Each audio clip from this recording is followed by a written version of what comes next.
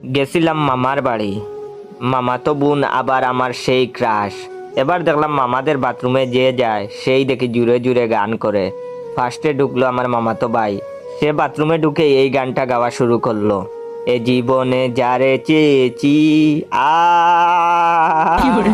আজ আমি তারে পাইনি আ এবার ঢুকলো মামি, মামি ঢুকে এই গানটা শুরু করলো।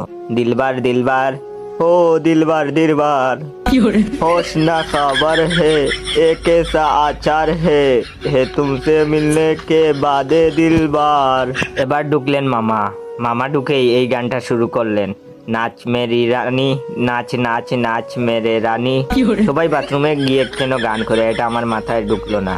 এবার দেখি আমার চাপ লেগে গেল, আমি তাড়াতাড়ি বাথরুমে গিয়ে লক করে দিলাম, কিন্তু গান গাইলাম না, যেহেতু এটা আমার ক্রাশের বাড়ি। আমার বেসুরা গলায় গান শুনলে ক্রাশ দৌড়ে পালাবে, তাই চুপচাপ নিজের কাজ করতে লাগলাম। এবার কিছুক্ষণ পরে দেখি পুঠাস করে দরজাটা খুলে গেল, সামনে দাঁড়িয়ে আছে আমার ক্রাশ। সে হা করে তাকিয়ে আছে আমার দিকে, মনে হয় ভূত দেখে ফেলেছে। এই বুঝি মাথা ঘুরে পড়ে যাবে। এতক্ষণ পরে বুঝলাম এরা সবাই বাথরুমে গিয়ে কেন গান করে। আসলে বাথরুমের দরজার লকটা নষ্ট ছিল। এখন আমার ইচ্ছে করতেছে কমেডের ভিতরে মুখ লুকিয়ে বসে থাকি। ভিডিওটা কেমন লেগেছে অবশ্যই কমেন্ট করে জানাবেন। আর হ্যাঁ, আমার এই ভিডিওটা আপনার 10 জন বন্ধুকে শেয়ার করে তাদেরকেও একটু হাসানোর ব্যবস্থা করে দিন। ধন্যবাদ।